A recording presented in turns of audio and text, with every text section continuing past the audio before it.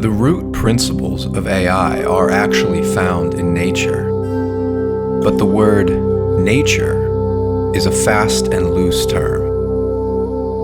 We use it so often we do not realize that the term is a smokescreen for the complex interplay of physical, biological, and chemical life. The word nature can mean the capacity to become something. Quark, a cell, a bird, or a complex human, which means that nature has the capacity for multivalent forms. It is infinitely malleable, and hence plastic.